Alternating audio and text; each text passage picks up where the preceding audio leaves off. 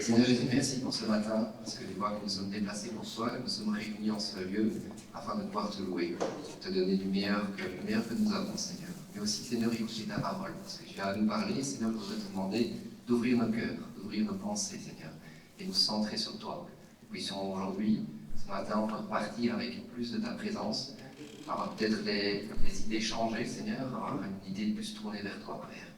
Merci bien, en tout cas, Seigneur, de mettre quelque chose sur notre cœur ce matin. Gloire à toi, Père. Amen. Je vous invite ce matin à chanter le premier chant qui est « Chantons car Dieu est là ». Je vous rappelle que le Seigneur est avec nous à chaque instant, dans notre cœur, et ce matin, nous voulons chanter. Rappelez que le Seigneur est là parmi nous, il nous a donné une part de son esprit, et nous puissions encore ce matin le louer pour cela. Je vous invite à vous lever.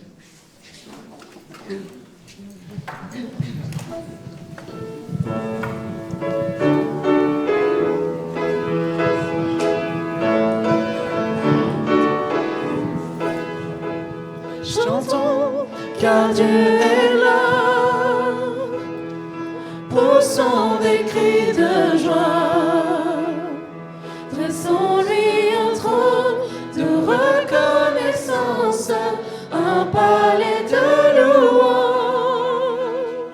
Chantons le roi des rois, son amour durera, et quand on le loue, sa gloire descend sur nous dans son temple ici-bas. Chantons car Dieu est là. Jésus demeure au milieu de son peuple quand il vient le louer. Jésus demeure au milieu de son peuple quand il vient le louer. Chantons car Dieu est là, poussons des cris de joie, dressons-lui un trône de reconnaissance, un palais de louange. Chantons le roi des rois, son amour durera, et quand on le loue, sa gloire descend sur nous dans son temple ici-bas. Chantons car Dieu est là. Nous sommes tous assemblés pour l'adorer avec nos instruments, joyeux de ce que Dieu nous a sauvés. Nous ont monté nos chants, chantons car Dieu est là, poussons des cris de joie, dressons-lui un trône de reconnaissance, un palais de louange. Chantons le roi des rois, son amour durera, et quand on le loue, sa gloire descend sur nous dans son temple ici-bas. Chantons car Dieu est là.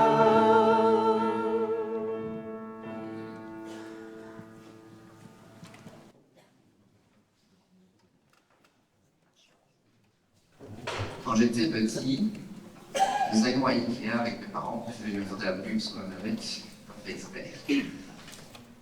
Quand il y avait du monde, moi je courais un petit peu partout, mais si je ne voyais plus mes parents, à un moment je les cherchais. Je cherchais autour de moi pour les retrouver, et certainement pas je demandais à un inconnu ou je suivais un inconnu. Je tournais la tête de partout pour essayer de trouver le regard de mes parents et me diriger vers eux. Et c'est un petit peu ça, être chrétien, c'est se tourner vers le Seigneur, ne pas se tourner vers les mauvaises personnes pour essayer de voir où est Dieu, mais bien tourner notre face vers le Seigneur. Et je voudrais qu'on lise un passage ce matin qui va nous rappeler cela, que Jésus est le vrai guide. Je commence à entendre beaucoup dans mes oreilles. Que Jésus est le vrai guide, c'est le but qu'il faut que nous tournions. C'est en Jean 10, 1 à 18. Vraiment, je vous l'assure, si quelqu'un n'entre pas par la porte de l'enclos où l'on parque les brebis, mais qu'il escalade le mur à un autre endroit, c'est un voleur et un brigand. Celui qui entre par la porte est, lui, le berger des brebis. Le gardien de l'enclos lui ouvre. Les brebis écoutent sa voix. Il appelle par leur nom celles qui lui appartiennent et il les fait sortir de l'enclos.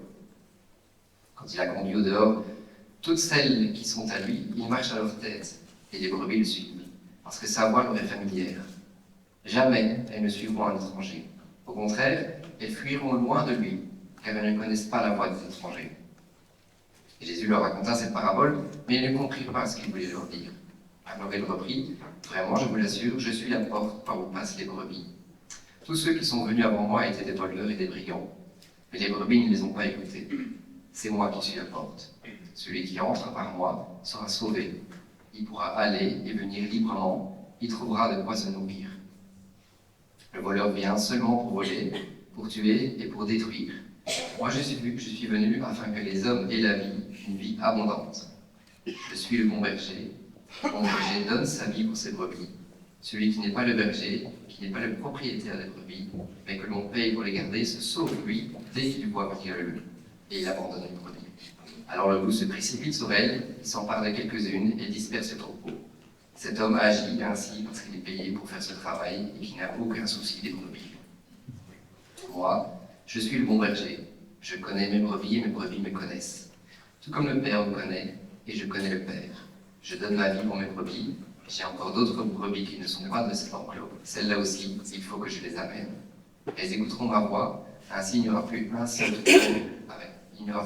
troupeau avec un seul berger. Si le Père m'aime, c'est parce que je donne ma vie, mais ensuite je la reprendrai. En effet, personne ne peut m'ôter la vie, je la donne de mon propre gré. J'ai le pouvoir de la donner et de la reprendre. Tel est l'ordre que j'ai reçu de mon Père. Amen. J'aimerais encore juste un tout petit bout d'histoire, c'est ma fille, quand elle sort de l'école, elle cherche, enfin, c'est pas pour moi qui vais la chercher, mais le mercredi, oui, elle cherche, de regarder un peu partout où je suis. Elle ne part pas avec un étranger. Elle ne partirait pas avec un étranger, tout simplement. Mais si quelqu'un venait, quelqu'un qu'elle ne connaît pas, venait dire, ton papa m'a dit de venir avec toi, de venir avec moi, je te ramène à la maison, elle ne le suivrait pas. Pourquoi? Parce qu'elle me connaît. Et elle sait très bien que personne ne viendra la chercher sans, je suis un peu parano, un mot de passe. Si quelqu'un vient la chercher parce que c'est un imprévu, je suis à l'hôpital pour une raison ou autre, je dirais à cette personne, tu lui diras oiseau par exemple. Et elle dit, ton papa m'a dit que je suis venu te chercher, oiseau. Et ok. Elle me connaît, elle sait que j'aurais fait ça, elle sait que le mot que je connais, etc. Elle reconnaît à travers cette phrase que c'est moi qui suis derrière. Et c'est un petit peu ça l'idée d'être chrétien, c'est que des fois on voit plein de choses sur Internet, il va déjà parler de tout ça, il y a des sermons qui ont l'air bien, etc. Mais nous devons être capables de voir finalement si ça vient bien de notre Père, de notre Seigneur Jésus. Il y a des choses qui ressemblent, mais qui ne sont pas de lui. Et c'est important, si nous sommes ses enfants, nous connaissons sa parole, plus nous lisons sa parole, plus nous le connaissons. C'est aussi simple que ça. Plus nous le connaissons, plus nous savons le reconnaître. Et c'est ce que je voulais qu'on chante après, c'est que je connais le Créateur.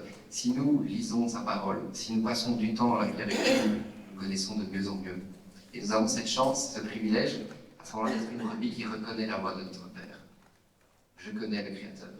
Et je connais Jésus, donc je connais le Père aussi. Je vous invite à chanter « Je connais le Créateur ». Et je voudrais qu'on puisse directement chanter, je vais les dire en chanter les deux chants suivants. Père, et puis en toi, je sais qui je suis. Parce que si nous connaissons le Créateur, nous savons aussi de qui nous sommes. Je vous invite à un moment donné, je dois chanter dans ce suivre.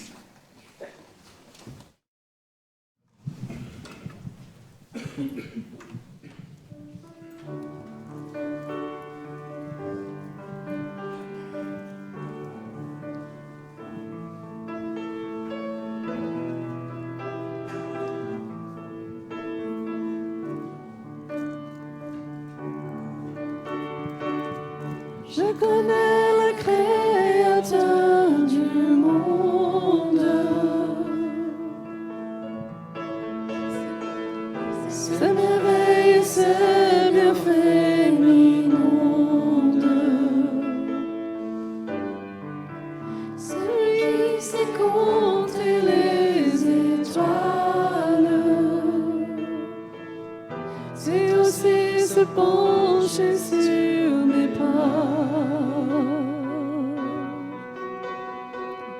c'est aussi se pencher sur mes mains. Je connais le Rédempteur du monde, sa douceur et son amour abondent. C'est lui qui se charge de nos peines, c'est aussi nous partager sa joie.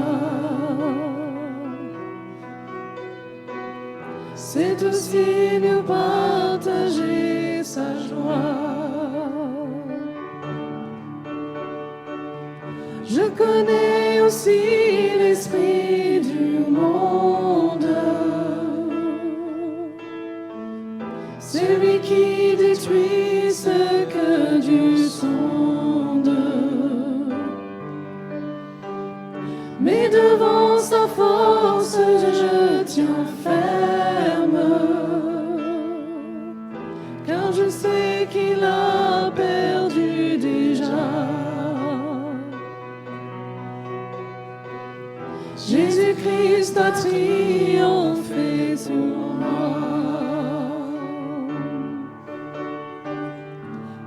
Je connais le Rédempteur du monde,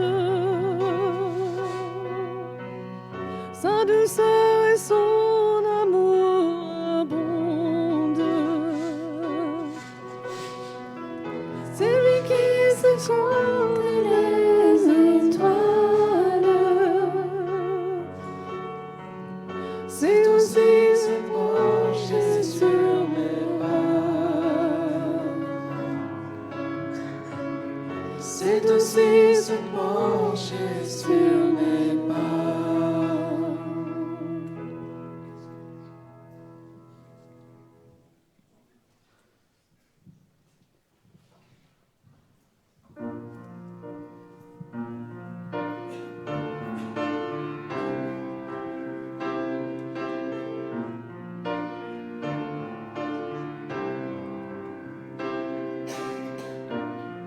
J'étais orphelin, seul abandonné, perdu sans chemin.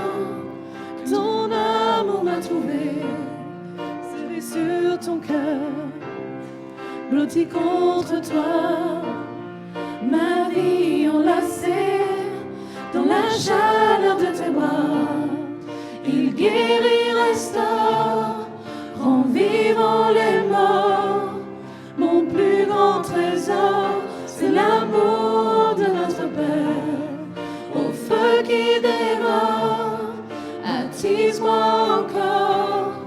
Esprit, âme et corps, dans l'amour de notre Père.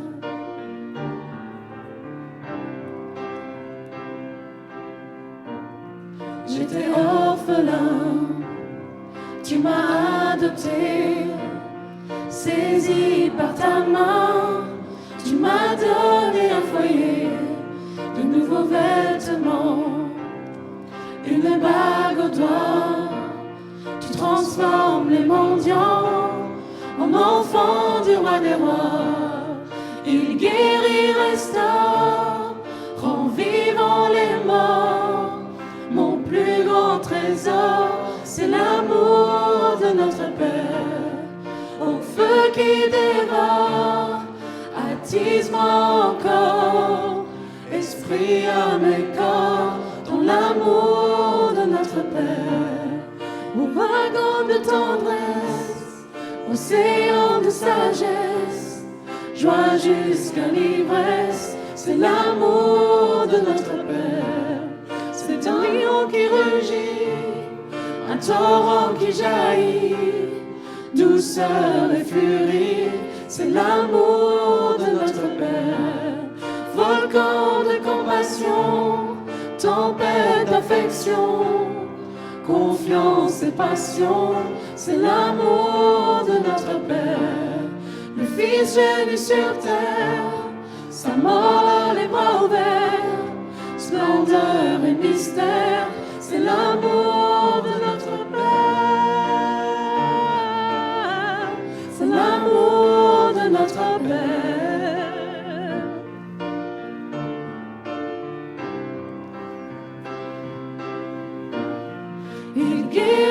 restaure, rend vivant les morts. Mon plus grand trésor, c'est l'amour de notre Père. Au feu qui dévore, attise-moi encore, esprit, âme et corps, dans l'amour de notre Père. Lui guérit, restaure, rend vivant les morts. Mon plus grand trésor, c'est l'amour de notre Père. Au feu qui dévore, attise-moi encore, esprit, âme et corps, dans l'amour de notre Père. Dans l'amour de notre Père.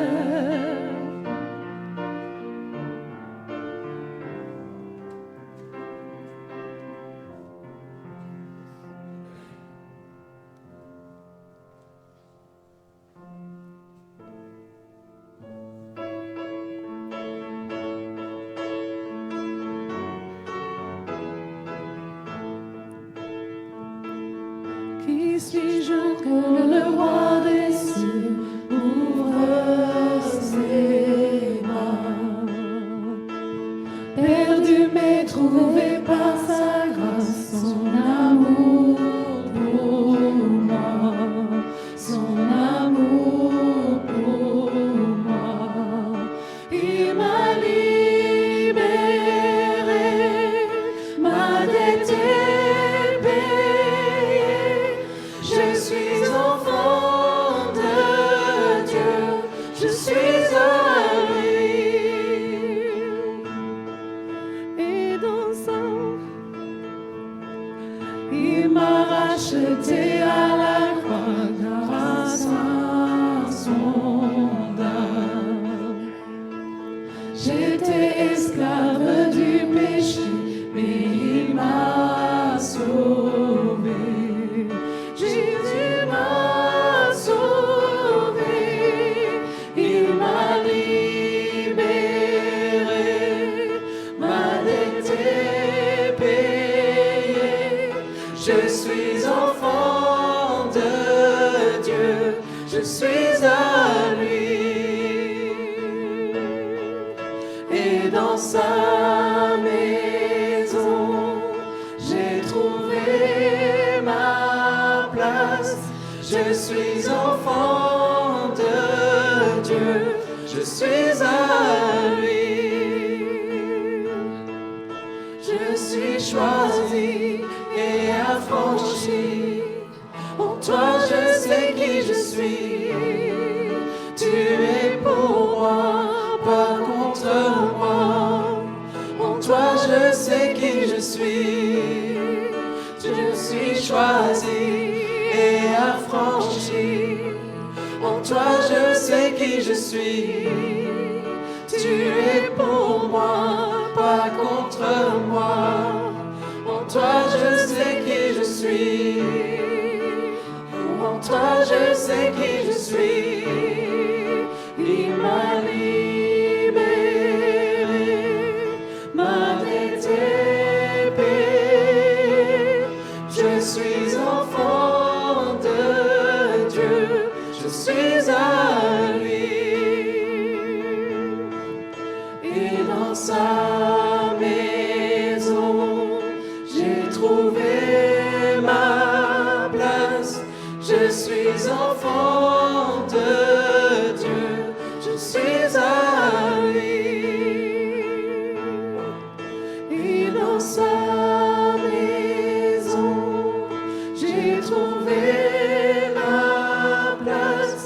Je suis enfant de Dieu, je suis à lui. Vous pouvez prendre place. Je vais vous faire interagir un petit peu. Si nous sommes enfants de Dieu, nous connaissons le Créateur, comme vous me dire de Dieu. Comment il est. On va aller voir. Pardon. Miséricordieux. Continuez, pensant miséricordieux, amour, Bienveillant. bienveillant, patient. Je répète pour ceux qui sont sur Internet, patient, fidèle, créateur, Saint, merveilleux, vrai, merveilleux, Tout-puissant, tout-puissant, vivant, admirable, admirable, tout-puissant, juste. Je te comprends bien ce qu'il y a en compte. Il y a encore d'autres mots, d'autres choses qui le caractérisent. Et je voudrais maintenant un moment de temps de prière où nous pouvons nous rappeler justement de qui est le Créateur. Nous puissions avoir un moment de prière libre, où chacun peut lever sa voix, si possible, une prière pas trop longue, afin que le plus grand nombre puisse prier. Et ceux qui n'osent pas élever leur voix tout haut, bien, le Seigneur entend les cœurs. Je vous invite à prier.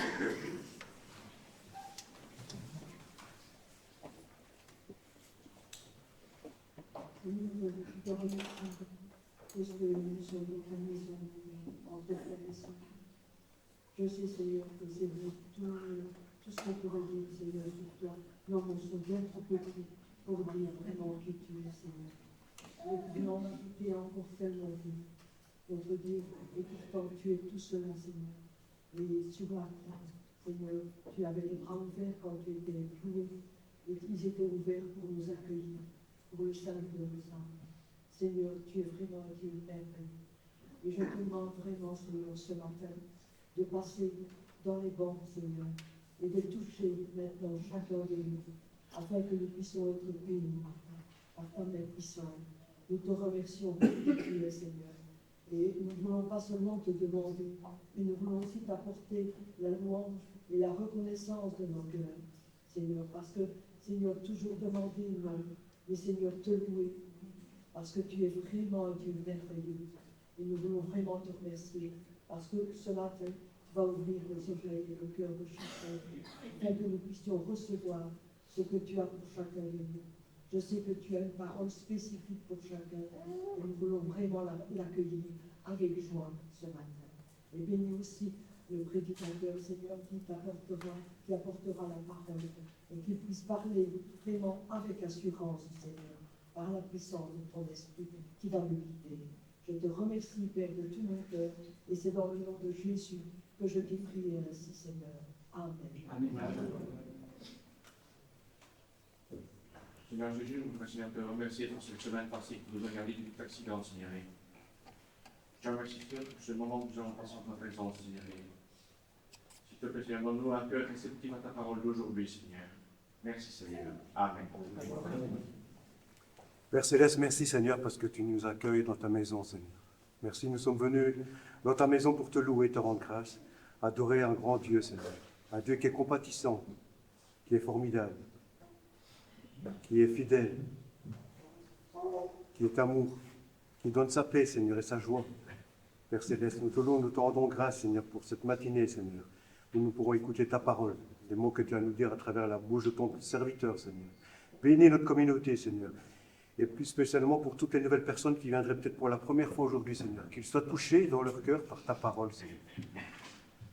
C'est la grande demande que je fais, Seigneur, aujourd'hui, Seigneur. Au nom de Jésus. Amen.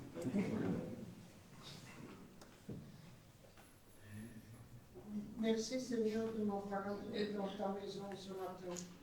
Merci pour le qui est au rendez-vous.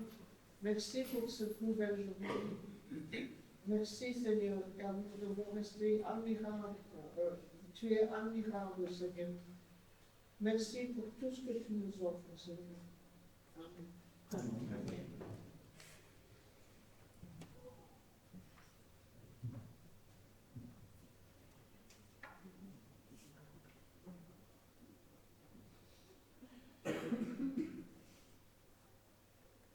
Merci Seigneur, parce que dans ce texte d'aujourd'hui, tu te révèles comme étant le bon berger. C'est toi qui nourris nos âmes, c'est toi qui nous guides, c'est toi qui nous protèges et nous soignes. Nous devons chaque jour compter sur ta fidélité, sur ta présence. Gloire à toi Jésus. Amen. Amen.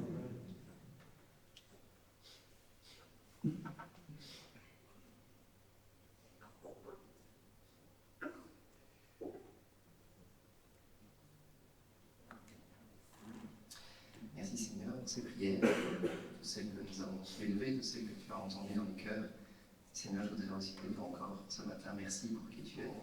Merci parce que tu es bon berger, merci parce que tu nous as sauvés, tu as donné ta vie pour nous. Merci parce que tu es amour, merci parce que tu es juste. Merci pour qui tu es, Seigneur Jésus. Gloire à toi, Père. Amen. Avant de céder la place à notre pasteur, nous allons chanter un dernier chant qui est aussi encore un caractère de Dieu. C'est aussi merveilleux. Est-ce qu'il n'est pas merveilleux? Est-ce qu'il n'est pas merveilleux? Ah, moi, je pense qu'ils ont entendu sur Internet.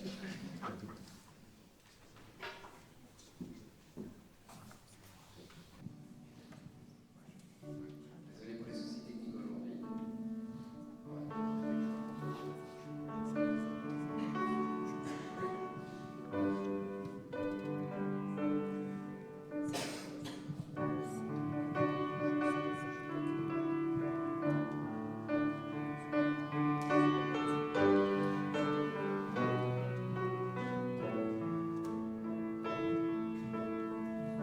Tu étais là dès la création, Fils unique du Dieu très haut.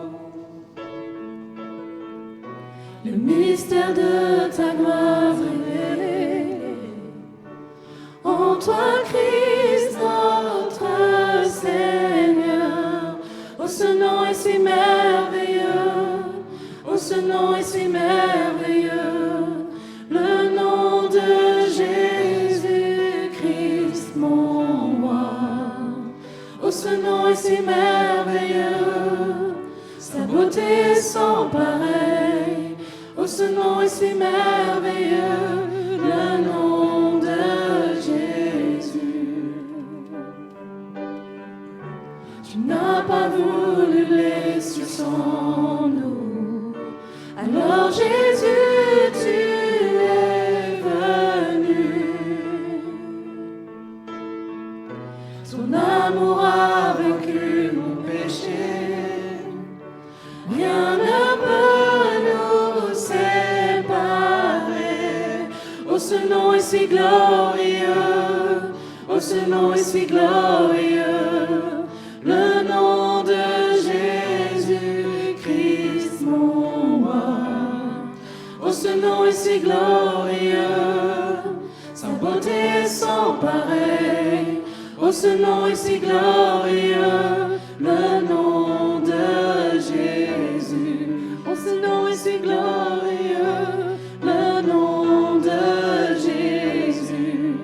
La terre tremblait, le voile s'est déchiré, désarmant la mort et le péché. Les cieux chantent ta gloire, l'écho de ta victoire, car tu es le roi ressuscité. Tu es sans rival, tu es sans égal, Dieu tu triomphes à tout jamais. À toi soit le règne, à toi soit la gloire, ton nom surpasse tout autre nom. Oh, ce nom est victorieux, oh, ce nom est victorieux, le nom de Jésus-Christ, mon roi. Oh, ce nom est victorieux, sa puissance est sans pareil. Oh, ce nom est victorieux, le nom de Jésus. Oh, ce nom est victorieux, le nom de Jésus. Tu es sans rival, tu es sans égal, Dieu tu triomphes à tout jamais. À toi soit le règne, à toi soit la gloire, ton nom surpasse tout autre nom. Oh, ce nom est victorieux, oh, ce nom est victorieux, le nom de Jésus-Christ, mon roi. Oh, ce nom est victorieux, sa puissance est sans pareil. Oh, ce nom est victorieux, le nom de Jésus. Oh, ce nom est victorieux, le le nom de Jésus. Oh, ce nom est victorieux, le nom de Jésus.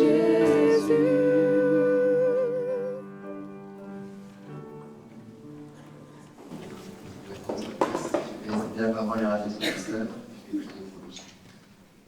Seigneur Jésus, je voudrais te demander de poser ta main sur notre pasteur, Seigneur, que ce matin tu puisses mettre les paroles, ta parole, dans sa bouche, Seigneur, que tu puisses vraiment nous livrer ton message ce matin, que tu puisses vraiment aussi ouvrir nos cœurs à ta parole, que nous puissions être réceptifs, Seigneur, et que nous puissions vraiment entendre ta voix à travers ces paroles.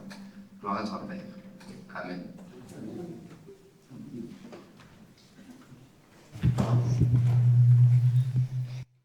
Merci beaucoup, David. Chers frères et sœurs, chers amis, chers internautes, bonjour. Nous sommes heureux de nous retrouver ce matin. Nous avons encore le privilège d'ouvrir la parole de Dieu.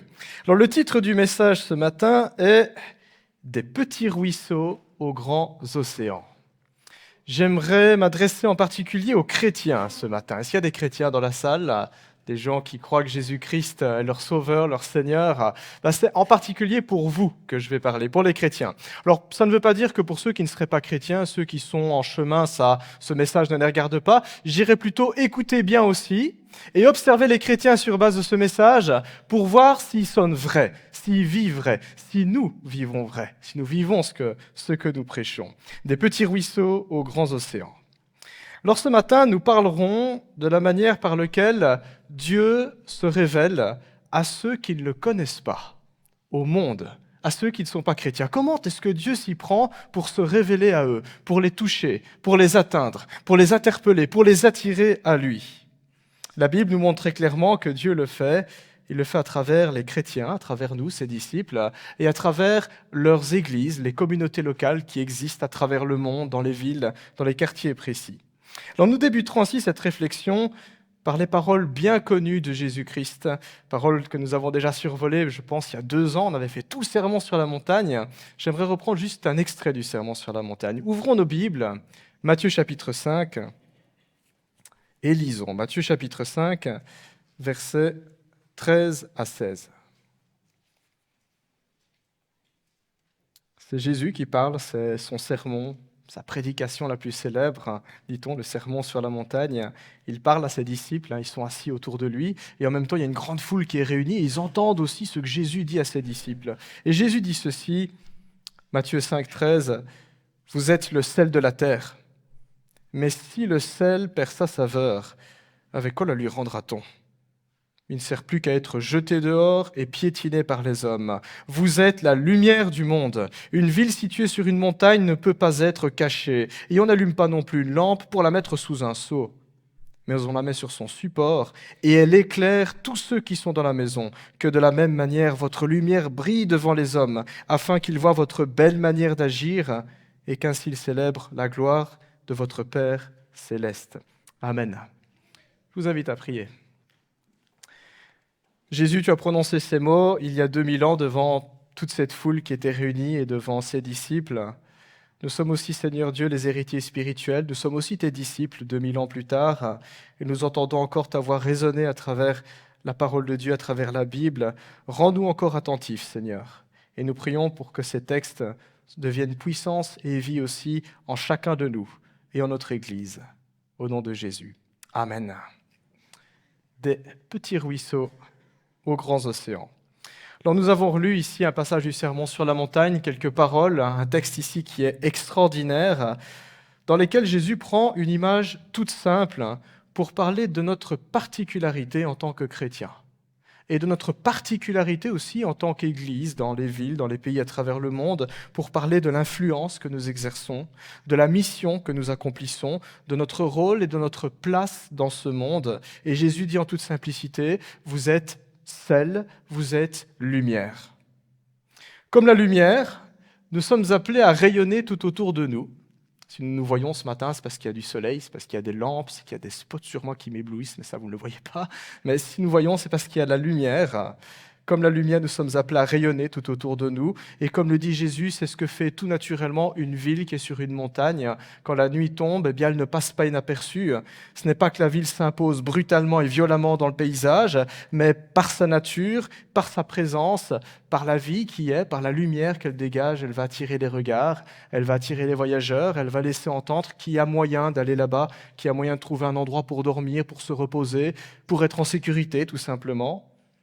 Et de la même manière, Jésus dit que ses disciples, que nous les chrétiens, que nous puissions être chacun de notre côté pendant la semaine, quand nous sommes dispersés dans nos activités, ou quand nous nous regroupons le dimanche matin, ou pendant nos activités à l'église, que nous soyons si visibles, que nous nous fassions remarquer, et que cette visibilité soit positive, que ce ne soit pas le feu d'un incendie, la lumière que ça dégage, mais plutôt la lumière agréable d'une cité où il y a la ville, où il y a la vie. Nous reflétons la lumière de Jésus-Christ. C'est une lumière qui vient d'ailleurs, ce n'est pas nous qui la fabriquons, qui l'inventons. C'est une lumière que le monde ne connaît pas, ce n'est pas notre lumière.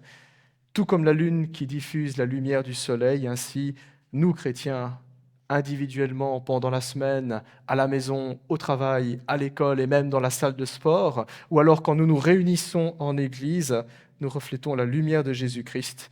C'est lui qui est, j'oserais dire, l'étoile du matin, le soleil, le véritable soleil.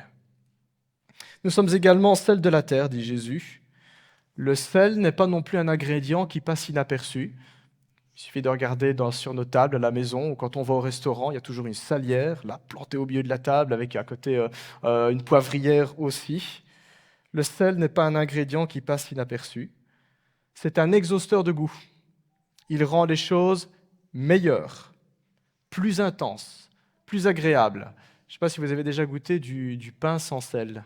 Voilà, il y a des gens qui aiment ça, parfois il y a des gens qui ont un régime sans sel. C'est pas génial, mais du pain sans sel, c'est juste fade. Je n'aime pas ça. Voilà. Mais le sel va rendre quelque chose qui paraît fade, ça va le rendre meilleur. Pourtant, c'est toujours les mêmes ingrédients qui est là, mais on a juste rajouté ça. Passer de sel et ça devient tout de suite meilleur. C'est ce que ça fait, le sel. Le sel, c'est aussi un puissant conservateur. Il a des propriétés antiseptiques et antibactériennes qui sont connues depuis des siècles. D'ailleurs, avant l'invention des frigos, qu'est-ce qu'on faisait ? On mettait la viande dans du sel, le poisson dans du sel, et ça pouvait tenir des mois, ça pouvait tenir bien longtemps. Ainsi, les chrétiens, par leur présence, par leur action tout simplement, en faisant ce qui est bien, en faisant ce qui est juste, en soulageant la souffrance, par leur aide, par leur compassion, par le fait qu'ils prennent position contre ce qui est mal, on milite aussi pour la justice, eh bien, nous relevons, nous faisons sentir le goût de l'Évangile autour de nous, le goût d'une vie qui est au contact de Dieu, autre chose, quelque chose qui est meilleur. C'est ainsi que Jésus-Christ conclut son analogie en disant que, de la même manière, les hommes, les non-chrétiens, le monde, les gens qui ne nous connaissent pas, que de la manière, toutes ces personnes que nous côtoyons, qui nous entourent, qui nous voient, qui nous entendent, voient notre belle manière d'agir et qu'ainsi, ils rendent gloire à Dieu. Pour reprendre les mots exacts de Jésus, ils célèbrent la gloire de notre Père Céleste, qui dit au verset 16. Ça, c'est le but ultime de tout cela, que tout ce qui est mis en œuvre contribue à un moment donné à mettre les gens en contact avec le Père Céleste et qu'à un moment donné aussi puisse s'émerveiller en disant « Il est bon, il existe, il est juste ». Il est grand. Alors, en relisant ces paroles du Sermon sur la montagne, en préparant mon message, quand le Seigneur m'a mis à cœur ce passage particulier, je me suis mis à réfléchir et je me suis posé une question. Comment est-ce que moi, ou comment est-ce que chaque chrétien qui écoute ce message, comment en sommes-nous venus un jour à rendre gloire à Dieu ? À rendre gloire à ce Père Céleste qui s'est révélé. Qu'est-ce qui s'est passé ? Je veux dire par là, comment l'Évangile est-il parvenu jusqu'à nous ? Parce qu'il a bien fallu à un moment donné qu'il y ait un déclic dans notre tête, dans notre cœur. Il y a un moment où nous n'étions pas chrétiens, il y a un moment donné où ce Père Céleste était complètement étranger, et puis il s'est passé quelque chose qui fait que c'est devenu notre Père. Qu'est-ce qui a bien pu se passer ? Ce n'est pas une conviction qui se fait du jour au lendemain, ce n'est pas comme les champignons, ça ne pousse pas spontanément, il s'est passé quelque chose. Cette conviction a grandi, probablement. Elle a été jalonnée d'étapes, de petites choses peut-être anodines, d'étapes que Dieu, dans sa providence, avait préparées d'avance pour nous amener à lui. Et pour reprendre le sermon sur la montagne, Jésus s'est certainement servi de chrétiens sur notre route, ou peut-être d'une église ou de plusieurs églises sur notre route, pour mettre de temps en temps du sel dans notre existence, pour y apporter de temps en temps un petit peu de lumière. Ça n'a probablement pas été 1 kilo de sel en une fois, sinon ça aurait été l'indigestion.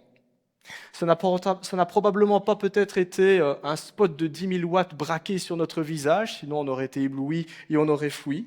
Mais un peu de ci, un peu de ça, et petit à petit, le dessein de Dieu a pris forme dans notre cœur et dans notre esprit.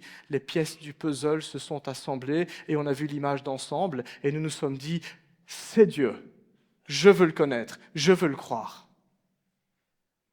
Pour certains d'entre nous, ça a été comme Obélix, dans la célèbre bande dessinée d'Astérix. Certains sont tombés dedans quand ils étaient petits, et ce sont ceux qui ont grandi, qui ont eu la chance, en tout cas ou plutôt la grâce, parce que ce n'est pas du hasard, la grâce de naître dans un foyer chrétien. Très tôt dans leur vie, ils ont été au contact de l'Évangile. Les parents ont veillé à ce qu'ils soient stimulés spirituellement en vue de la foi en Jésus-Christ. Maintenant, ce n'est pas parce qu'on est dans un foyer chrétien qu'on est chrétien automatiquement. Mais je dirais que le cadre est peut-être... Il y a une facilité qui est là, et merci Seigneur.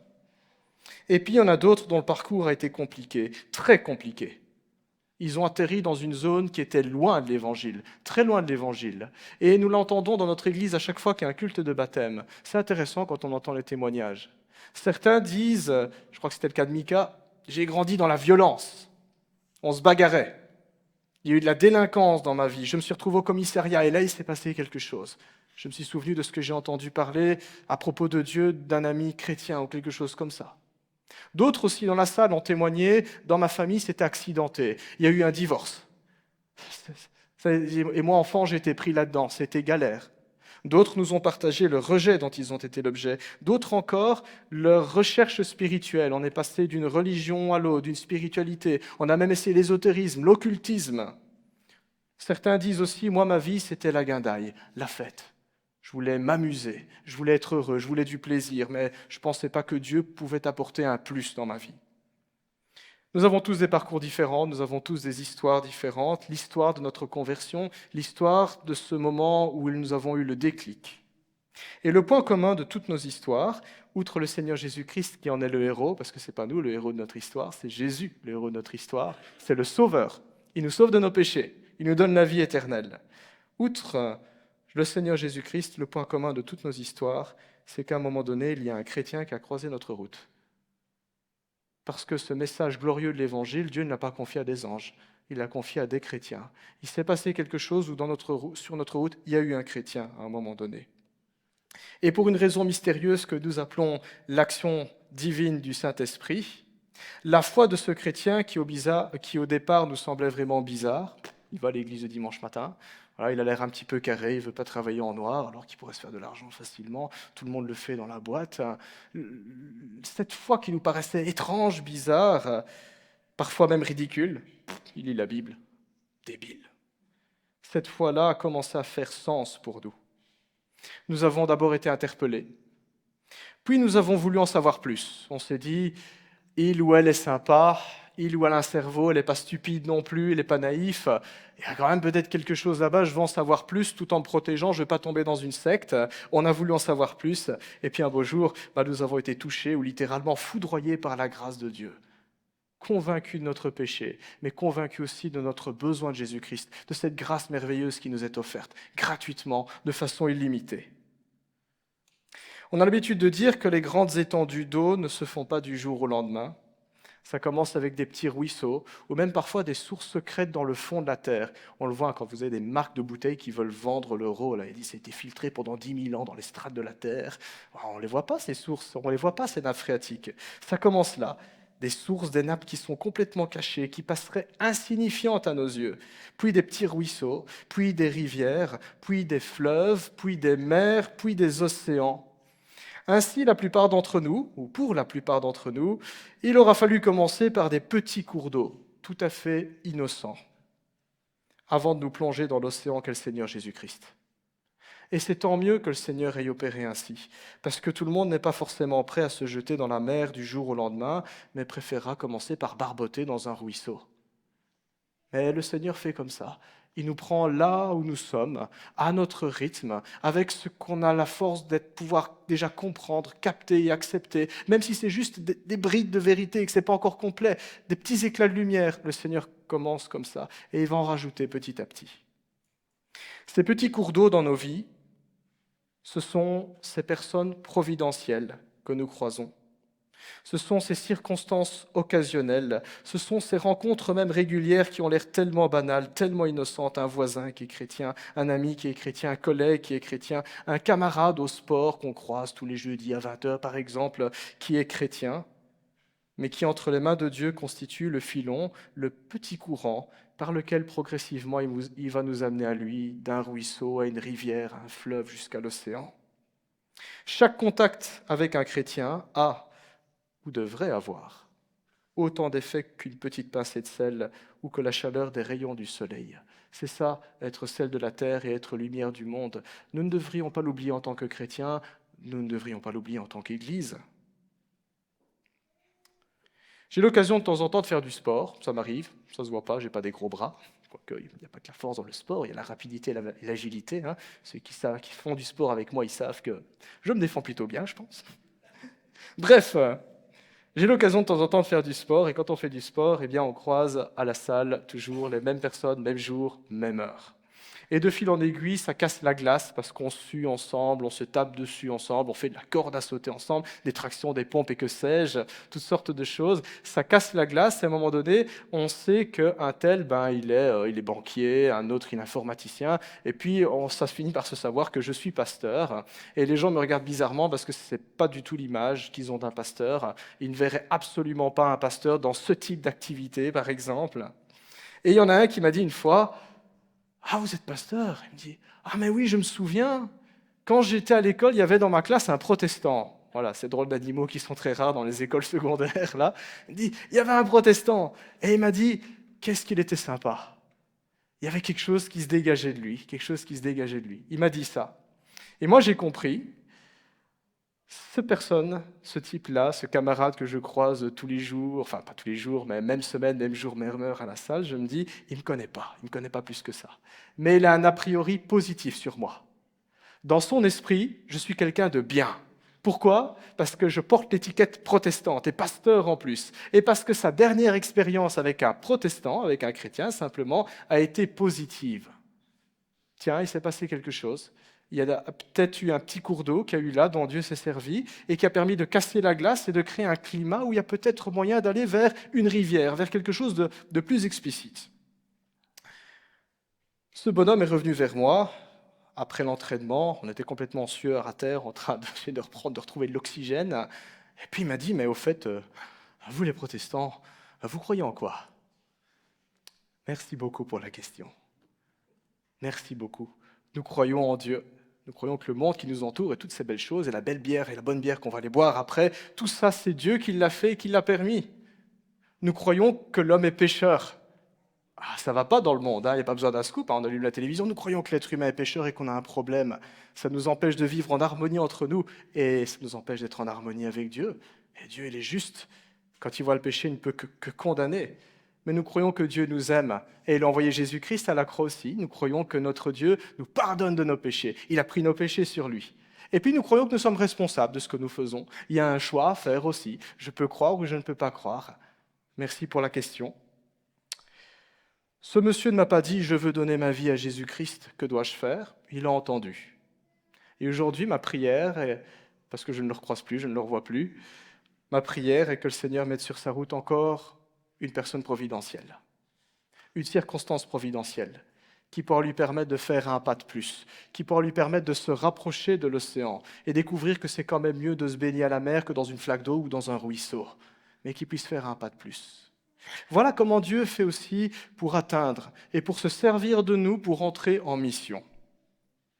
Et j'aimerais ce matin nous encourager à être cette personne-là, à être des gens dont la présence est providentielle, à être ce chrétien-là, et même à être cette Église-là, dont la présence, dont l'influence, dont l'action, dont l'aide, la compassion, la disponibilité facilitent le contact avec Jésus-Christ. Que nous ne résistions pas au courant que le Seigneur initie, mais que nous puissions dire, ok, le courant va là-bas, la rivière va là-bas, on participe à ça.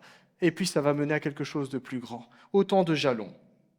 Et qui sait, peut-être qu'un jour Dieu se servira de nous pour être cette personne providentielle qui constituera le point de bascule dans la vie de l'autre. C'est quoi le point de bascule? C'est quand l'autre vient nous dire « Comment je peux donner ma vie à Jésus ?» Alors là, c'est jackpot, gloire à Dieu. On peut dire « Écoute, viens, allons dans un endroit tranquille pour discuter, j'aimerais peut-être te montrer quelques versets de la Bible. Pas besoin de sortir toute l'épître aux Romains, juste Jean 3,16, et on explique, on s'assure qu'il a bien compris, on s'assure que c'est bien ça qu'il veuille. Et s'il dit « C'est ça que je veux », il m'a dit, je vais prier avec toi. Si tu ne sais pas prier, je vais faire une prière pour toi et tu peux la répéter. À voix haute ou dans ton cœur simplement. Mais c'est sincère, c'est ta prière aussi. Tu te réappropries ces mots. Qui sait si Dieu ne se servira pas de nous un jour pour être la personne providentielle. Et il est important que nous soyons prêts à ça. Important que nous soyons prêts à ça. Que le Seigneur nous aide à être des cadeaux. Des chrétiens cadeaux. Des églises cadeaux. Pour les autres. Parce qu'en tant que chrétiens, nous devons dire aussi une chose. Ce n'est pas facile de venir à Jésus-Christ. Ce n'est pas facile de venir à Jésus-Christ. Nous sommes parfois tellement habitués à notre univers chrétien, nous avons notre rythme de vie, on se retrouve le dimanche matin, on fait une agape, on fait une fête de Noël. Parfois même certains chrétiens n'ont plus que des chrétiens dans leur fréquentation. Et parfois nous vivons en vase clos, dans un monde, excusez-moi, de bisounours, où on est tous gentils, tous doux, et on oublie la réalité de cette société qui est brutale, qui est violente, qui est injuste, parce que nous ne côtoyons plus d'incroyants et nous n'avons plus absolument aucune idée de ce qui se passe de l'autre côté. Et pour nous, des choses qui nous semblent tellement naturelles comme l'Évangile, nous ne concevons pas que c'est peut-être plus difficile pour les autres de le comprendre. C'est difficile de venir à Jésus-Christ, parce qu'il y a des barrières qui existent. Des barrières dont nous devons être conscients en tant que chrétiens. Ces barrières sont les suivantes. Il y a tellement d'objections à la foi chrétienne, tellement d'incrédulité autour de nous, tellement de déception, tellement de souffrance, tellement de détresse, tellement juste de désintérêt et d'indifférence dans le cœur de ceux qui se perdent. Et c'est autant de barrières qu'ils doivent franchir avant d'être capables de se dire « oui, c'est quoi ce Jésus ?» Il y a ce décalage évident entre les chrétiens et les non-chrétiens. Nous vivons dans des mondes différents, nous vivons dans des sphères différentes, nous pensons, nous parlons, nous agissons différemment, nous sommes des étrangers les uns pour les autres, nous parlons un langage différent. Alors il ne suffit pas simplement de dire au monde « Croyez en Jésus !» Mais encore faut-il être pertinent dans le monde. Être avec les perdus, cheminer à leur rythme, les chercher là où ils sont. Commencer à parler au niveau où ils peuvent comprendre, pour les aider à surmonter ces barrières. Et c'est exactement ce que Jésus-Christ a fait. Jésus-Christ ne s'est pas contenté de dire « Je vous prépare une place là-haut, allez, grimpez, comprenez ce que je vous dis, croyez en moi ». Jésus-Christ s'est levé, il a quitté son trône, et il s'est fait homme parmi les hommes. Nous le célébrons à chaque fois à Noël. Il s'est fait homme parmi les hommes. Et il a commencé à nous rejoindre là où nous étions, pour parler un langage que nous pouvons comprendre. Ok, eh bien le Dieu 3 fois saint s'est fait juif, il a choisi un peuple particulier, pas par hasard, et il a parlé araméen avec eux, parce que c'était le langage de cette région du monde à ce moment donné. Et il a commencé à enseigner, à faire connaître. Il a agi en conséquence. Il a même été là où personne ne voulait aller. On va aller voir les lépreux. On va aller voir ces vilains romains, ces païens, ces collecteurs d'impôts. On les a rejoints là où ils étaient, avec le langage qu'ils pouvaient comprendre. Le Christ a soulagé la souffrance, le Christ a nourri les foules, le Christ a aidé, le Christ a fait de l'action sociale. Et en même temps, le Christ a répondu « Pourquoi je fais ça ?» Sermon sur la montagne, évangélisation, très clair. Pertinent la démarche du Christ, incarnationnelle.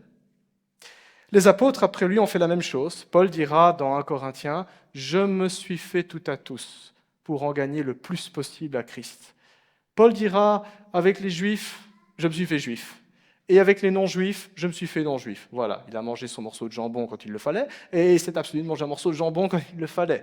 Je me suis fait tout à tous. Parce qu'il a compris que s'il se maintenait dans son système de vase clos, dans ce système avec sa culture, sa manière de faire et sa manière de penser, il n'y aurait pas grand monde qui se dirait « mais votre Christ est pertinent, il a quelque chose réellement à apporter de bien ». Non, Paul a compris, ce n'est pas aux autres à faire des efforts, c'est à moi à faire des efforts. C'est à moi à me faire violence. Et il s'est fait violence, Paul. Vous imaginez un rabbin, un juif, un docteur de la loi qui se retrouve à traîner avec des non-juifs. Quelle transformation! Qu'est-ce qui s'est passé? Il a copié son Seigneur Jésus qui l'a sauvé. Le Dieu 3 fois saint qui est venu dans la souillure du péché pour nous sauver. Une démarche incarnationnelle. Cela, nous pouvons le faire à notre simple échelle.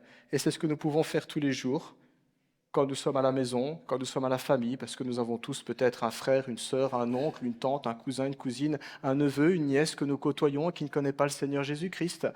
Là aussi, nous sommes en mission. Dans notre voisinage, je doute fort que nous habitions tous dans des quartiers chrétiens. Je ne pense pas. Mais là aussi, nous pouvons être témoins du Christ. Au travail, parmi nos collègues, même parmi ce patron désagréable, ou si vous êtes patron, même parmi cet ouvrier syndicaliste qui va mettre une barrière à votre entreprise, par exemple. Oui, au travail aussi. Au sport, je peux le faire aussi. Et cette réflexion s'applique aussi quand nous nous réunissons en église, dans notre quartier, dans notre ville, dans notre pays. C'est ce que fait par exemple nos autorités protestantes au synode fédéral. Ils nous représentent auprès du ministère de la Justice. Et ils ne le font pas en militant, en insultant ou quoi que ce soit, ou en exigeant du ministère de la Justice de faire des efforts pour nous. Ils leur montrent comment les protestants évangéliques peuvent apporter une plus-value, comment nous pouvons être simplement de bons citoyens, des gens qui œuvront à l'ordre social. Nous montrons que notre message et que cet évangile est aussi une plus-value pour le pays. Il est juste, il est pertinent. Et il y a plus, ce n'est pas qu'une question politique, c'est une question de réconciliation aussi avec Dieu. L'évangile, le Seigneur Jésus-Christ. Nous pouvons montrer comment Dieu opère à travers nous pour être sel et lumière, pour les chercher, pour les atteindre là où ils sont et les amener sur les ruisseaux de la foi, puis sur les rivières, les fleuves, jusqu'à ce qu'ils voient la source même de notre vie, le Seigneur Jésus-Christ. C'est une question de bon sens. Je ne sais pas si vous avez des animaux chez vous. Moi, je vous ai déjà dit, j'aime bien les chats. S'il y a bien une chose dont j'ai horreur, c'est quand mon chat est blessé et quand je dois le soigner. C'est horrible. Un chat ne se laisse pas approcher. Jean, quand il est blessé, je ne peux pas commencer à le caresser, il va me griffer. Il y a cette démarche-là, quand on veut atteindre les autres. Nous devons comprendre là où ils en sont. Et nous devons peut-être adapter notre rythme, notre manière de faire, notre manière de penser. Je prie qu'un jour l'entourage de tous les chrétiens ici présents, que votre entourage, que notre entourage, sache qu'il peut compter sur nous. Vraiment, qu'il peut compter sur nous. Autant les gens à l'époque, et même ceux qui ne croyaient pas en Jésus, savaient qu'ils pouvaient compter sur lui. Les foules venaient par milliers à Jésus-Christ, ils le cherchaient, et ils savaient qu'il y avait quelque chose, que ce gars-là, on ne veut pas croire en lui, mais il est bien. Il y a quelque chose de plus. Que le monde puisse aussi avoir une telle vision de nous. Ça ne veut pas dire que ça sauvera tout le monde, mais quel pont, quelle porte ouverte, si dans ce contexte précis, eh bien en même temps nous pouvons dire, vous savez, il y a un Dieu qui vous aime. Nous agissons et nous sommes au milieu de vous de cette manière-là, parce que Christ est mort à la croix pour nos péchés, ce Dieu qui a fait de si grandes choses dans notre vie, nous aimerions qu'il puisse faire de grandes choses dans la vôtre aussi. Je prie qu'un jour même tous les habitants de notre quartier à Marcinelle et les autorités de notre ville à Charleroi connaissent et sachent clairement que nous sommes de bons voisins, que nous sommes des gens bien, que nous jouissions de leur faveur autant que les premiers chrétiens de la toute première église sur terre à Jérusalem, Acte 2, 47, qui nous dit « Ils avaient la faveur de tout le peuple ». Et chaque jour, le Seigneur ajoutait à l'église ceux qui étaient sauvés. C'était la réputation de cette église à Jérusalem, après la Pentecôte. Il y en avait plein qui ne croyaient pas, il y en avait plein qui ne voulaient pas l'évangile, mais ils savaient que ces gens étaient des gens bien. Et ça facilitait l'évangélisation, ça facilitait la proclamation de l'évangile. Je prie pour que lorsque Jésus-Christ reviendra, lorsqu'il nous prendra avec lui à son retour, c'est ce que nous appelons l'enlèvement, notre départ ne passe pas inaperçu et que nous manquions, que notre présence manque à tous ceux qui n'auront pas cru en Jésus-Christ. Mais malheureusement, je crains aujourd'hui que si bon nombre de chrétiens devaient disparaître, et je ne le souhaite pas, je crains que si bon nombre d'églises évangéliques devaient mettre la clé sous la porte, et je ne le souhaite pas, leur quartier, leur voisinage, leur ville et leur entourage s'en ficheraient complètement. Parce que ça ne changerait rien du tout à leur quotidien. On ne peut pas en dire autant de Jésus-Christ. On ne peut pas en dire autant de l'église de Jérusalem et de l'action des premiers chrétiens. Ça changeait quelque chose dans la société. En effet, nombre de chrétiens, nombre d'églises, sous le prétexte bien souvent de se préserver du monde, s'en sont complètement coupés sans s'en rendre compte. Nous vivons bien souvent en vase clos. Et nous ne sommes plus une bénédiction pour les autres, ou alors c'est juste au compte-gouttes. Nous devenons parfois du sel sans saveur et une lampe sous un boisseau. On tape un seau, ça ne brille plus.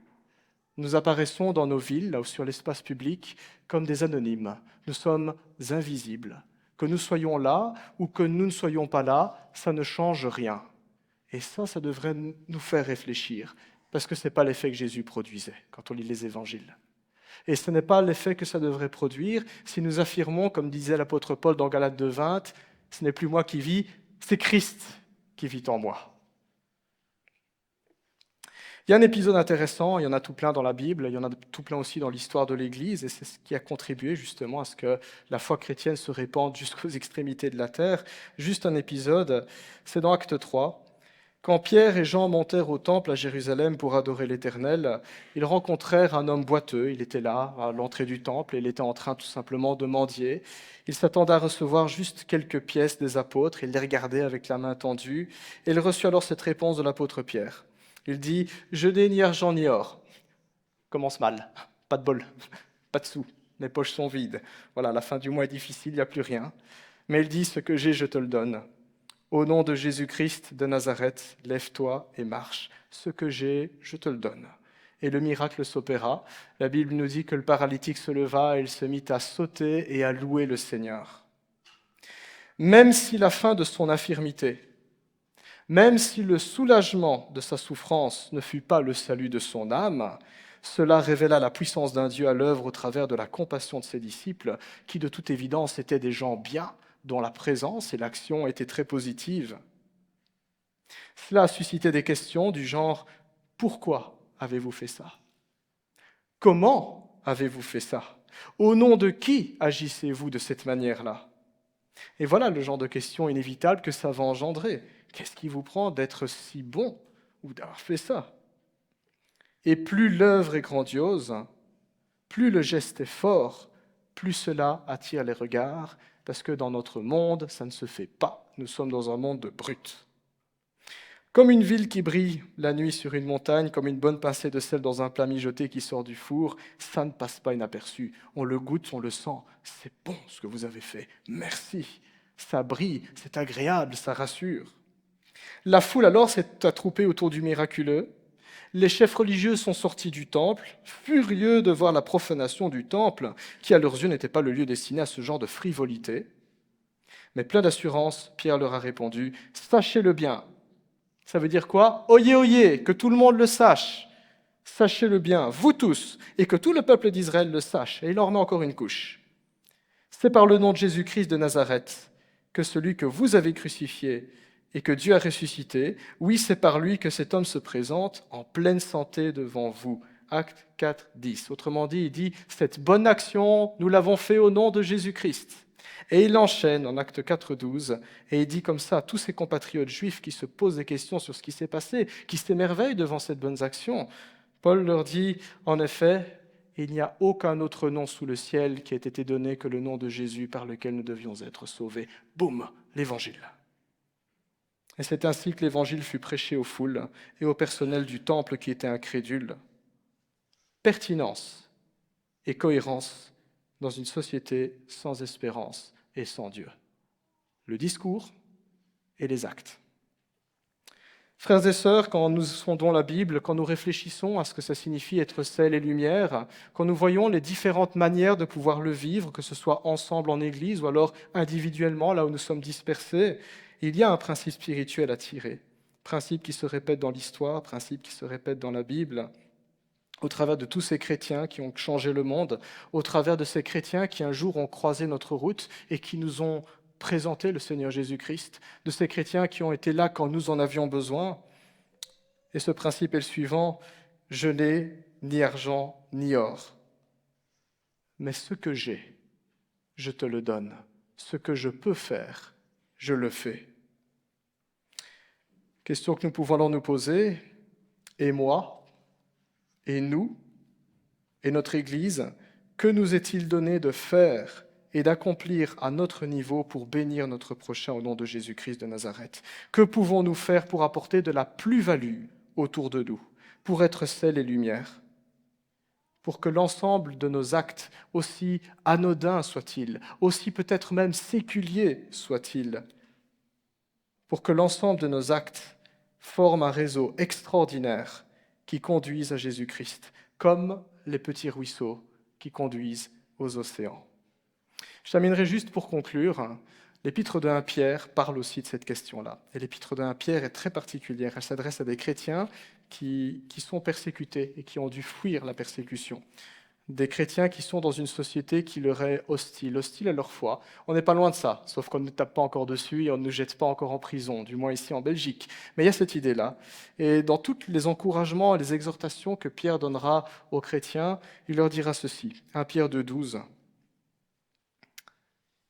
Même le numéro 11, même le verset 11. « Bien-aimés, je vous encourage en tant que résidents temporaires et étrangers sur la terre. » Tiens, on est juste de passage. Voilà. On est des voyageurs et des voyageurs qui laissons une empreinte là où nous passons. Je vous encourage en tant que résidents temporaires et étrangers sur la terre à vous abstenir des désirs de votre nature propre qui font la guerre à l'âme. Verset 12. « Ayez une bonne conduite au milieu des non-croyants, afin que là même où ils vous calomnient comme si vous fassiez le mal, ils remarquent votre belle manière d'agir et rendent gloire à Dieu le jour où il interviendra. » Que ce verset soit aussi une réalité pour chacun d'entre nous qui confessons le Seigneur Jésus-Christ comme notre Sauveur et comme notre Seigneur. Amen. Je vous invite à prier. Seigneur, merci encore pour ta parole. Et merci parce que tu es ce Dieu qui t'est révélé à chacun d'entre nous. Seigneur, tu nous as relevés là où nous étions tombés. Tu nous as rejoints là où nous étions dans nos familles, dans notre travail, dans nos circonstances particulières, et tu as changé notre vie. Garde-nous de ne jamais oublier, Seigneur Dieu, de là d'où nous venons et de là où tu nous as tirés. Donne-nous de chérir l'Évangile, Seigneur. Et nous prions, Seigneur, que tu nous apprennes à traiter notre prochain comme toi tu nous as traités.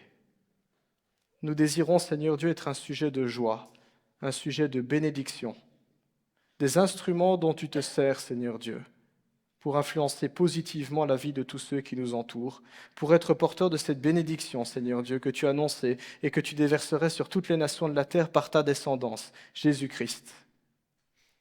Merci, Seigneur, parce que tu nous as attachés à toi, et nous prions pour que cette vie puisse couler à travers nous, avec abondance, avec générosité, avec joie.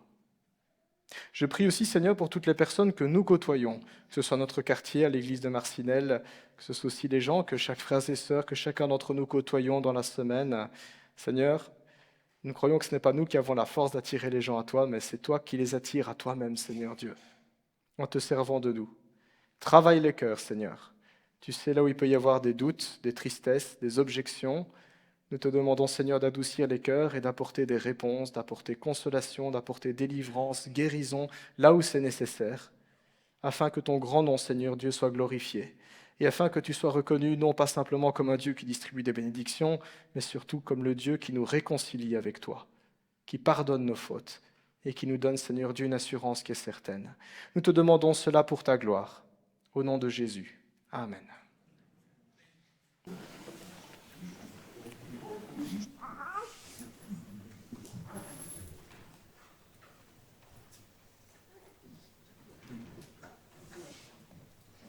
Merci beaucoup, Yves, pour le message de ce matin. Je voudrais maintenant vous inviter à un chant qui va nous introduire au moment de la scène, au moment où nous allons partager autour du pain et du vin. C'est devant ton autel. Je vous invite à vous lever pour cette chose.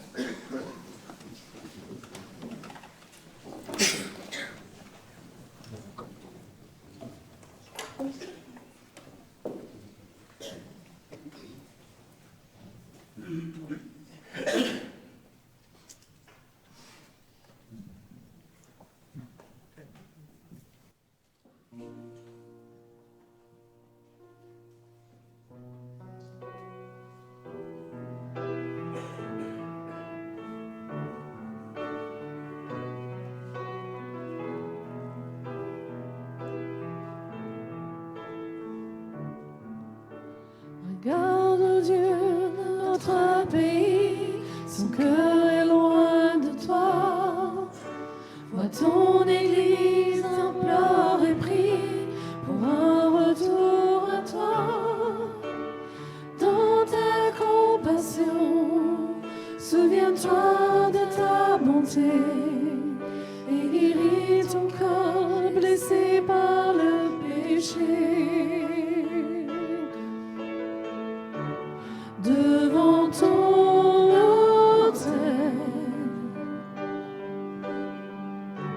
je viens t'adorer.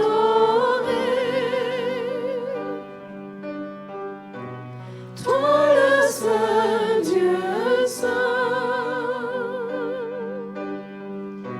seul Dieu trois fois saint,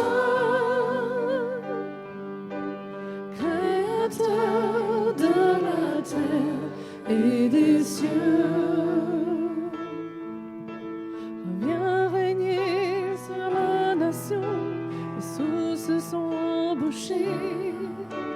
Le peuple a rejeté ton nom en suivant ses pensées.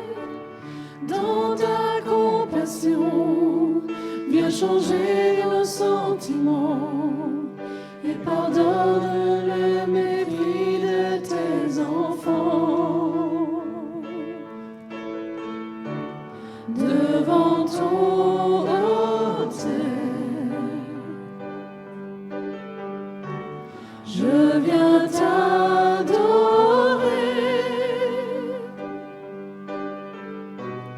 Toi le seul Dieu saint, seul Dieu trois fois saint, Créateur de la terre et des cieux. Réveille-nous, Dieu éternel, pour suivre ta parole. Nous voulons bâtir ton autel et brûler nos idoles. Dans ta compassion, revêt-nous de ton esprit et conduis-nous sur le chemin de la vie. Devant ton autel, je viens t'adorer. Toi le seul Dieu saint, seul Dieu trois fois saint, Créateur de la terre et des cieux.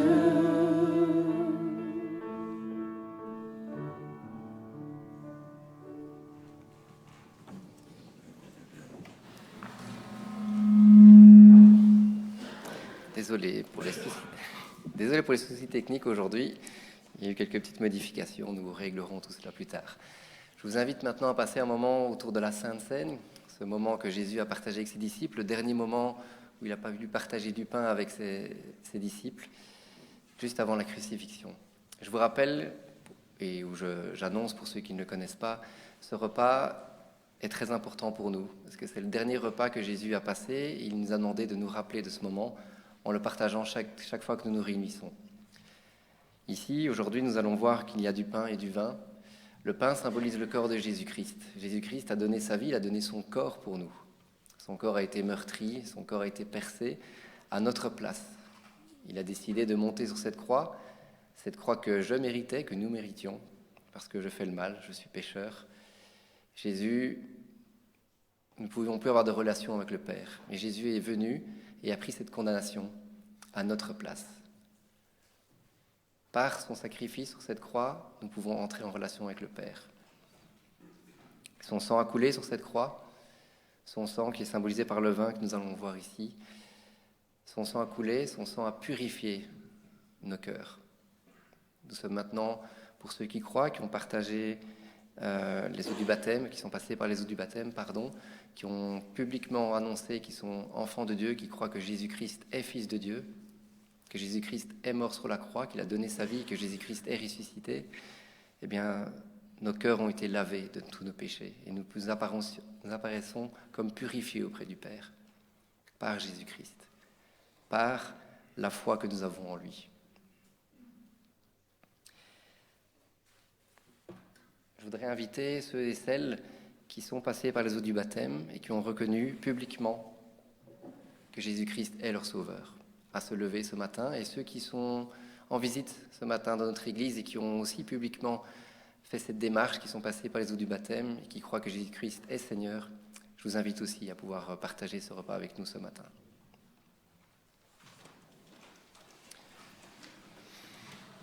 Je voudrais inviter Salomon, Franz, bien sûr Yves, Léo,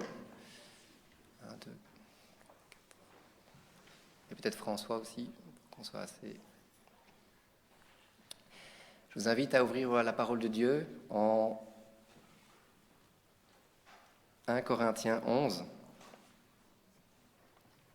à partir du verset 23. « Car voici la tradition que j'ai reçue du Seigneur et que je vous ai transmise.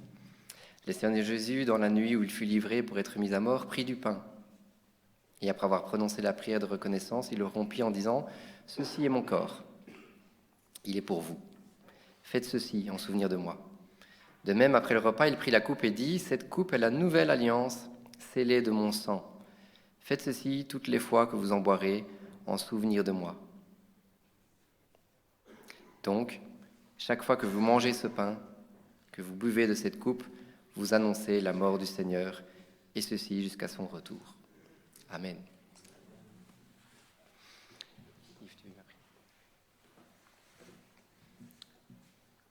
Nous voulons te dire merci parce qu'un jour, Seigneur, tu es venu ici-bas sur terre. Nous voulons te dire merci parce que c'est toi qui as porté nos fautes, parce que ton amour va jusque-là, jusqu'à la croix, et parce que tu nous appelles tes amis pour qui tu donnes ta vie. Seigneur, nous voulons nous en rappeler. Nous voulons nous rappeler que nous sommes aimés, privilégiés, et te dire aussi, Seigneur, que nous croyons en toi. En ton nom, Jésus. Amen.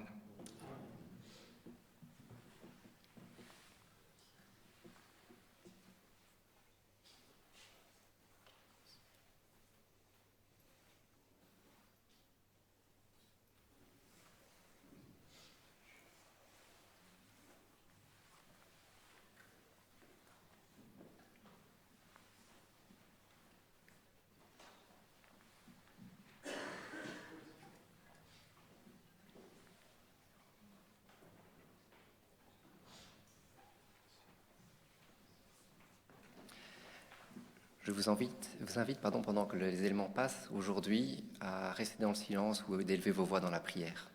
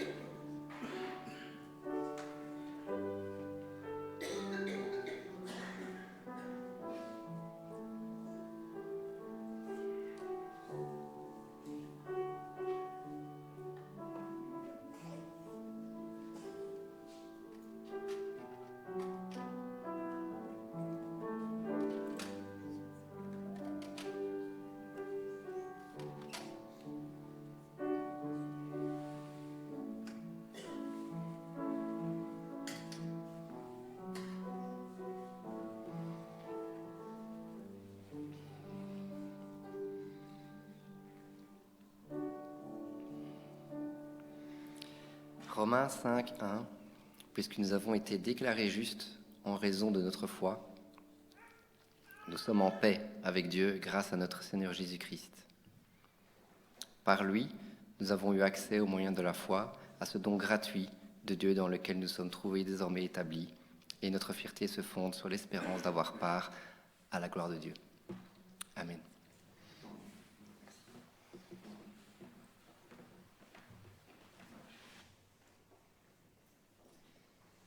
Je vais vous inviter à l'instant à vous lever pour un dernier chant dans lequel l'offrande passera.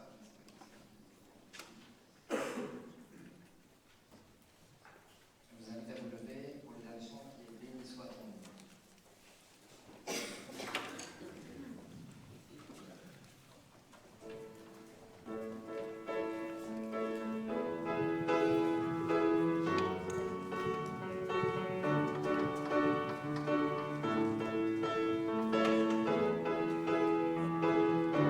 nom. Béni soit ton nom, là où tu donnes l'abondance et déverses ta bienveillance. Béni soit ton nom. Béni soit ton nom, quand ma vie traverse un désert, quand je marche en terre inconnue. Béni soit ton nom.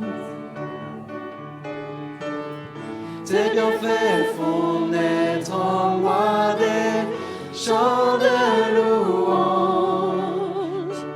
Et même au cœur de la nuit, Seigneur, je redirai: béni soit le nom du Seigneur, béni soit ton nom. Béni soit le nom du Seigneur, béni soit ton nom glorieux. Béni soit ton nom, quand sur moi brille le soleil, quand la vie semble me sourire. Béni soit ton nom. Et béni soit ton nom, sur la route semée de souffrance. C'est mon coup d'offrir ma louange. Béni soit ton nom.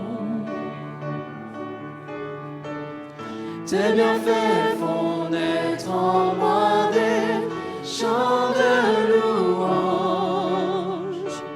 Et même au cœur de la nuit, Seigneur, je redirai: béni soit le nom du Seigneur, béni soit ton nom. Béni soit le nom du Seigneur, béni soit ton nom glorieux. Tu donnes et tu reprends, tu donnes et tu reprends. Mon cœur choisit de dire: oh, béni soit ton nom. Tu donnes et tu reprends, tu donnes et tu reprends. Mon cœur choisit de dire: oh, béni soit ton nom. Béni soit le nom du Seigneur, béni soit ton nom. Béni soit le nom du Seigneur, béni soit ton nom glorieux. Béni soit le nom du Seigneur, béni soit ton nom. Béni soit le nom du Seigneur, béni soit ton nom glorieux.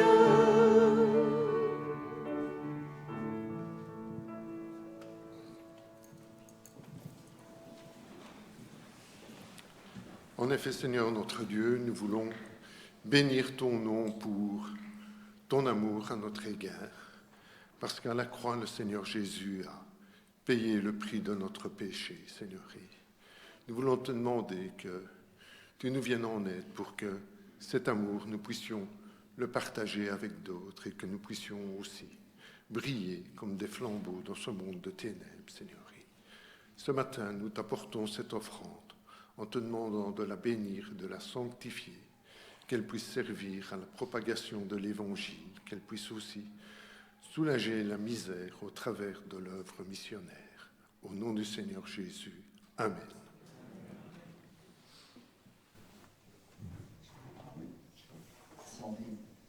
Je vais terminer ce culte par la prière aussi. Il voudrais simplement faire une toute petite annonce avant de céder la place.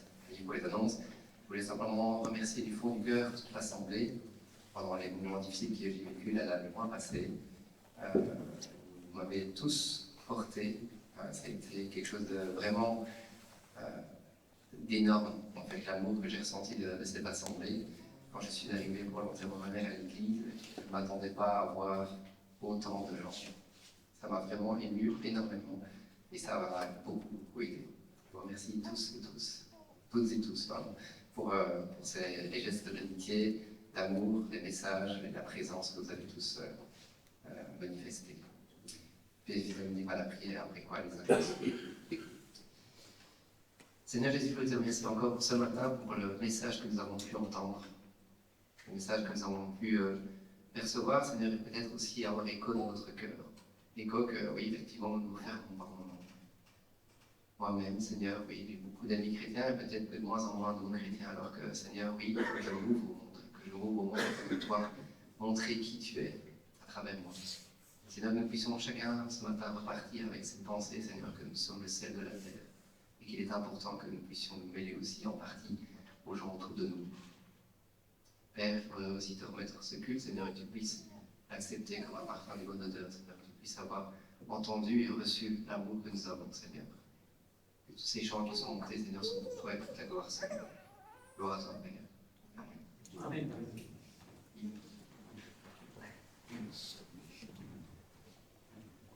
Voilà, chers amis, quelques annonces. Après, vous aurez quartier libre. Alors, il y a beaucoup d'annonces qui vont être affichées. Elles sont déjà affichées sur l'écran. Donc, tout juste après le culte, il y a les moments en prière qui se réunissent. Donc, bienvenue aux jeunes filles, aux célibataires, aux mariés, aux mamans, aux grands-mamans, aux arrière-grands-mamans, nous souhaitons aussi. Bienvenue, c'est vraiment l'occasion aussi de se retrouver ensemble, de s'encourager. Mardi 19h30 à 20h30, nous aurons étude biblique, nous allons poursuivre notre étude dans l'épître aux Galates. Donc je pense qu'on va commencer enfin Galates chapitre 4.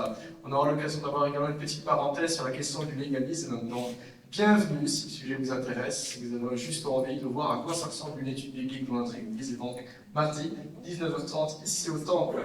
Samedi de 9h à 16h30, il y aura le club d'enfants Copains des Bois, donc pour les enfants de 6 à 12 ans. Donc les parents, vous recevrez toutes les informations concernant cette activité sur le groupe WhatsApp prévu à cet effet. Dimanche, nous avons le culte comme d'habitude. Et après le culte, nous aurons un groupe des couples mariés. Voilà, vous avez toutes les informations qui sont affichées. Si vous voulez plus d'informations, vous inscrire, vous allez trouver Paul et Amandine. Paul qui est juste là. Vous l'attrapez, pas tous en même temps, mais vous vous inscrire pour s'aider pour la préparation de repas. Autre annonce également. Samedi 21 mars au CV, donc il y a la conférence pour les femmes affermies. Vous avez tous les détails qui sont sur le flyers. Donc 3 messages sur la croissance tirés de la lettre aux Colossiens. Vous avez des sujets qui sont exposés. 28 du 3 à l'église Sœur de Champion, il y aura la soirée avec les jeunes qui était prévue fin février, qui était reportée. Donc c'est plus pour les ados et les jeunes. Nous livrerons un public aussi de 12 à 25 ans. Voilà, si vous aimez bien la gymnastique, nous avons une matinée nettoyage qui est prévue dans l'église. Le samedi 28 du 3 de 9h à 12h, donc c'est le nettoyage de printemps, il y aura des choses à porter, des choses à laver. Vous n'hésitez pas à trouver André ou François. André est juste là-bas, c'est fait un coucou André. Et François, oui tu es François. Ah ben voilà, une fois dans l'alignement. Donc si vous avez un petit coup de main, vous pouvez les trouver. Ils seront dans le couloir derrière la librairie, c'est le couloir juste à droite ici en sortant, c'est bien ça. Voilà, pour tous les volontaires, vous allez pouvoir coordonner vos efforts tout de suite après le culte. Nous avons également les demandes de membres, 3 demandes. Ah oui, j'ai oublié d'annoncer ça. Oui, on peut faire ça. Voilà. Donc, c'est la réunion annuelle des mamans en prière. Donc, vous savez que Maman en prière est une œuvre qui s'implante ici en Belgique dans plusieurs églises. Notre église accueille une cellule des mamans en prière, pour laquelle on a fait une pub juste après le culte. Et donc, une fois par an, toutes les cellules des différentes églises en Belgique se réunissent à l'église d'Auvelais. Donc, nous vous invitons également à y participer. C'est pour les dames, messieurs. Donc, voilà, vous garderez les enfants, ou alors vous ferez une sorte de shopping, enfin, pas vraiment du shopping, du sport ou autre chose. Voilà, annonce suivante, demande de membres. Nous rappelons qu'il y a 3 personnes qui ont demandé à devenir membres de notre communauté, Jennifer, Eliakim et Tanguy. Conformément à la charte de notre église, chers membres, vous avez 15 jours pour réagir si vous êtes d'accord, si vous n'êtes pas d'accord. Si vous n'êtes pas d'accord, vous devez mûrement le justifier. Ce n'est pas une histoire de couleur de pull ou de t-shirt. Bien sûr, s'il n'y a pas de désaccord, eh bien, ils deviendront officiellement membres dimanche prochain, le 22 du 3. Voilà.